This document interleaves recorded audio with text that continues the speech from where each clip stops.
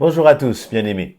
Merci encore pour vos témoignages, vos commentaires, que vous prenez le temps de laisser, les likes, les abonnements qui continuent de croître. Et justement, j'aimerais rebondir sur un commentaire qui nous a été laissé suite à ma précédente exhortation de parole du jour concernant la façon, donc l'estime que nous devons avoir les uns à l'égard des autres en tant qu'enfants de Dieu. Et un commentaire a été posté justement concernant l'amour. Et parfois, nos déceptions en amour. Je ne parle pas de l'amour éros, mais je parle de l'amour agapé, c'est-à-dire l'amour qui nous unit les uns aux autres.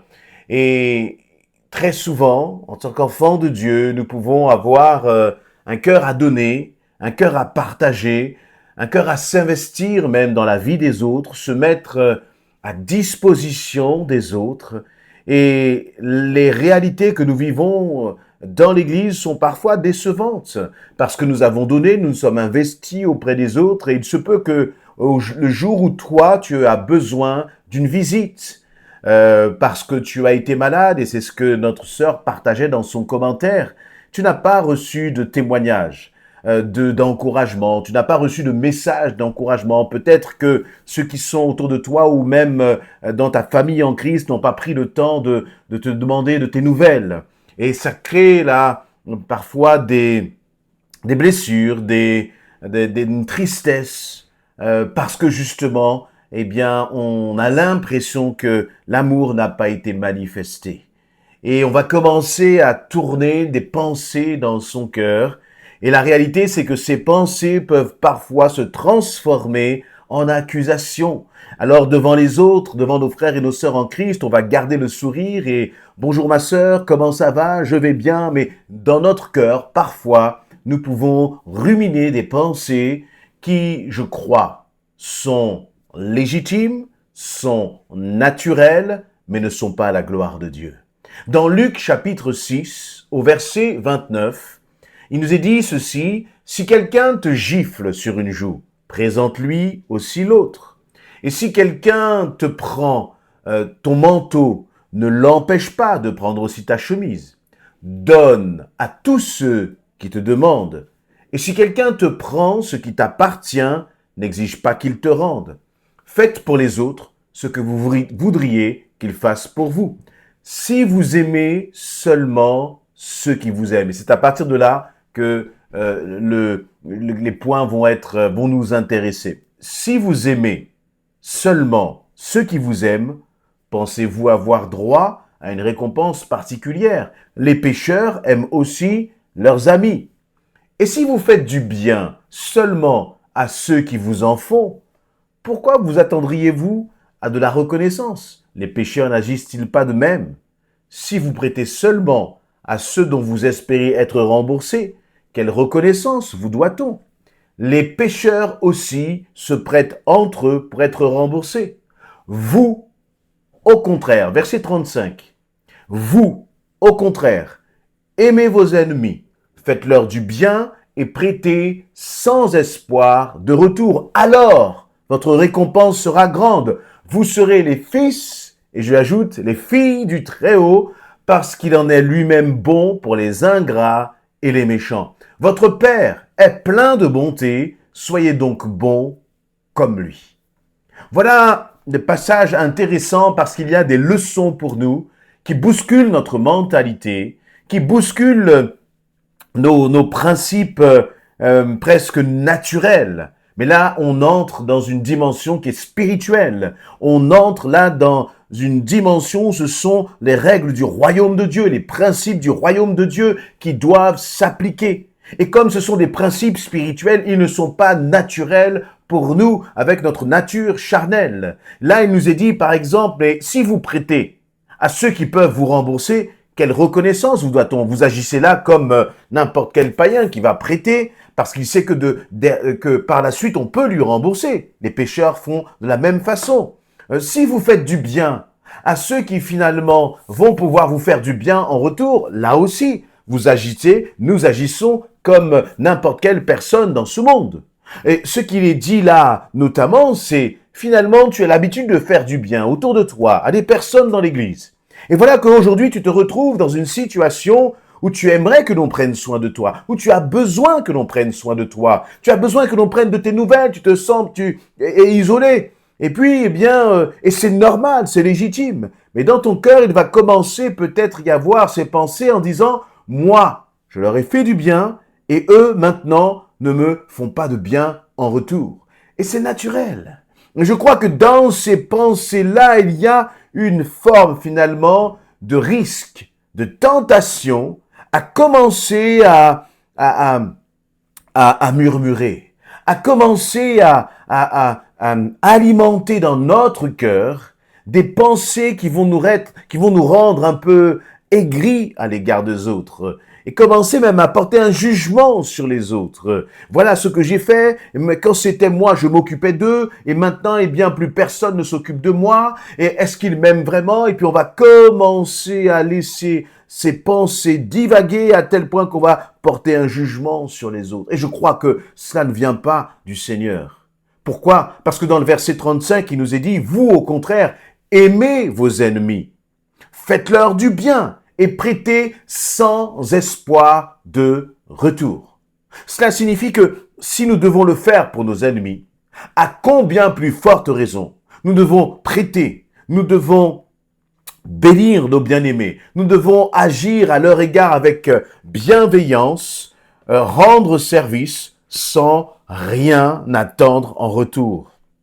Et finalement, parfois on peut se dire, je n'attends rien en retour, je le fais vraiment de bon cœur.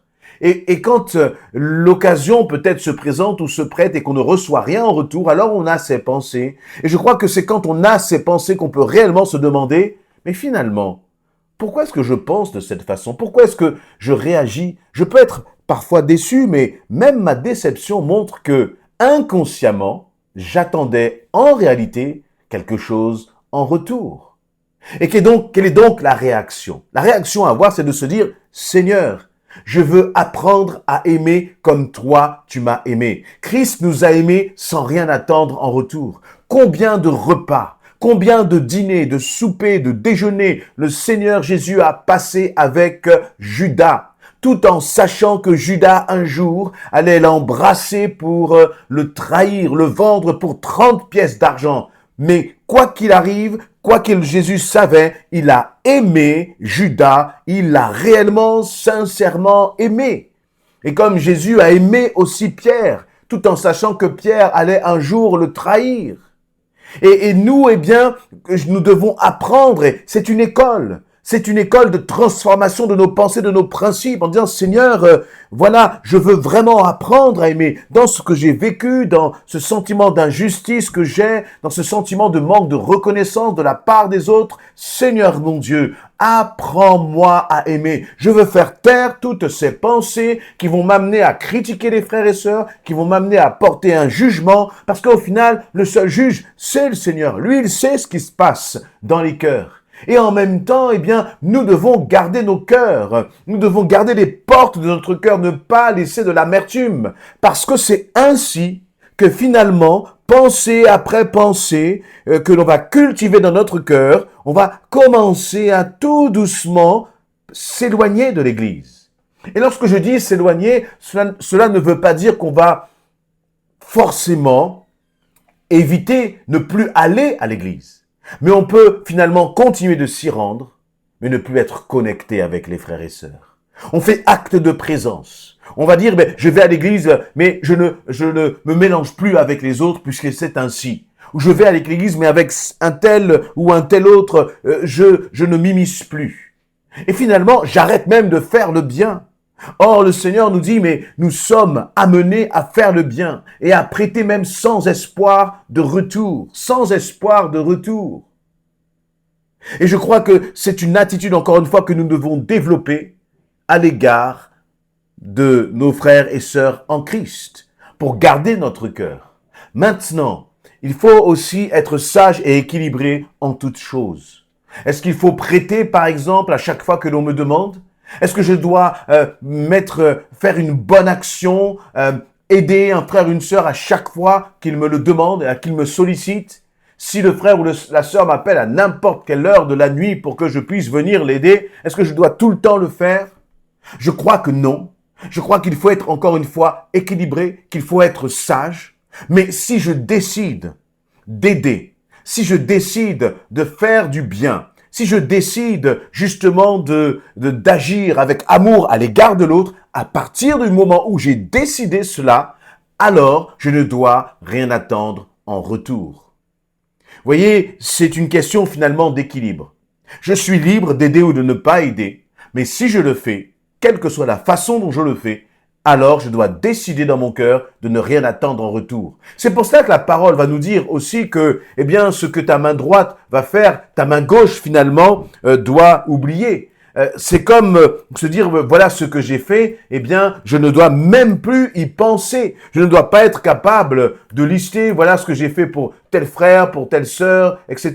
Non, non, non, non. Dès que j'ai agi, dès que j'ai béni, eh bien, je dois oublier ce que j'ai fait. Et c'est finalement la meilleure façon de garder mon cœur. Voyez, il nous est dit, mais toi, quand tu fais l'aumône, c'est-à-dire quand tu vas bénir l'autre, que ta main gauche ne sache pas ce que ta main droite a fait. Voyez, pourquoi? Parce que c'est le Père Céleste dans le lieu secret qui va te récompenser. Mais si j'attends quelque chose du frère et de la sœur, on n'est plus dans le lieu secret. On n'est plus, dans une attitude où finalement j'ai posé un acte non pas pour le frère ou la sœur, mais j'ai posé un acte de bienveillance, d'encouragement, de soutien, j'ai donné de mon temps, j'ai renoncé à moi-même, non pas pour uniquement l'autre, mais d'abord pour le Seigneur, d'abord pour le Seigneur.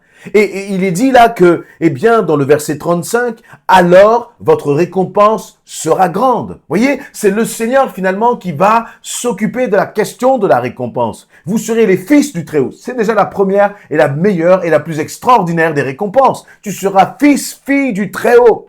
Parce qu'il est lui-même bon pour les ingrats et les méchants. Donc le Seigneur dit, je suis bon pour les ingrats et les méchants. Tu es mon enfant, tu dois te comporter comme moi, te dit le Seigneur. Et moi, je suis plein de bonté. Donc l'Éternel, moi l'Éternel, je serai te récompenser. Mais avant de penser à la récompense, Dieu, dans ce passage, Jésus établit un standard de bonté, un standard d'amour qui est, il dit, soyez donc bons comme lui. Soyez donc bons comme l'Éternel. Verset 36. Notre référence, ce n'est pas les autres. Notre référence, ce ne doit pas être j'ai donné, donc j'attends en retour. Là encore une fois, soyons sincères. Nous n'avons pas forcément cette mentalité, mais pourtant, eh bien, parfois nous pouvons être déçus. Et encore une fois, je comprends et j'ai déjà été aussi parfois déçu pour m'être impliqué dans la vie des uns et des autres. Et puis, il y a un moment où, il y a eu des comportements que je n'ai pas compris. Mais le Seigneur vient et apaise nos pensées. Nous disons, Seigneur, de toute façon, je l'ai fait pour toi. Ce qui a été semé pour ta gloire. Merci Seigneur de m'avoir permis de m'investir dans la vie d'un tel ou d'un autre. Mais Seigneur, que toute la gloire te revienne et c'est toi qui es seul juge. Continuez de laisser vos commentaires, continuez de laisser vos pensées. À travers cela, peut-être que vous avez des versets aussi bibliques à recommander par rapport à ce que je viens de partager. Soyez en tout cas bénis.